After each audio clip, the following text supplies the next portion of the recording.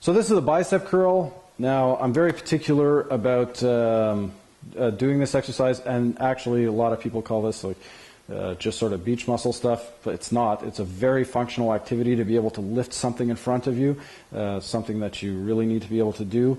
But doing it improperly can definitely lead to tendonitis and joint wear and tear inside your shoulder joint. So very particular on how we do this. You can use a bar or dumbbells or an elastic or anything like that. That's fine. I tend to use elastics just because they're simpler. So if you do use an elastic, when you stand on one, obviously it's offset, which doesn't really matter that much as long as each set that you do, just switch feet that it's under and it'll even itself out. So, I'll get you to turn sideways. What we really want you to do, that's it, is you'll start with one foot in front of you, because anytime you're going to be lifting something like that, it's actually going to be a little forward of you.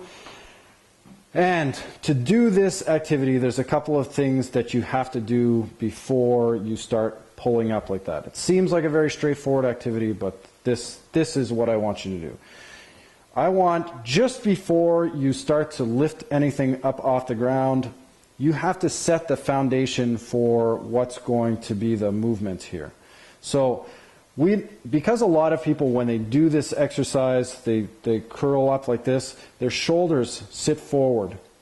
This actually creates lots of wear and tear and compromises a tendon while you're doing the activity. And it's solely because the foundation for your shoulder is not active. So what we want you to do is, you don't have to touch your shoulder blades together, that's too much, but if you lift your chest up and activate the muscles between your shoulder blades and keep them nice and strong, so set back a little bit, that's it, then I don't want to see any movement from here when you do the curl itself. So the activity actually starts here. Just prior to you curling or lifting the weight up, I want you to feel like these muscles are lighting up, keeping you nice and strong. Chest is up, go ahead. You get your chest up and you press forward just a little bit with your entire arm before you curl up. So you press forward a bit and then curl up.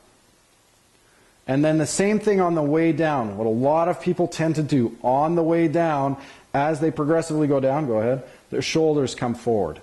A lot of times it's because the weight's too heavy or whatever, but you have to pay attention to what's going on here. So it's chest up, shoulders back, lift up, and as you're going down, think about keeping your chest up, okay? And that'll keep you in a nice, good posture and make sure that you're limiting the wear and tear on the joint and tendons, okay?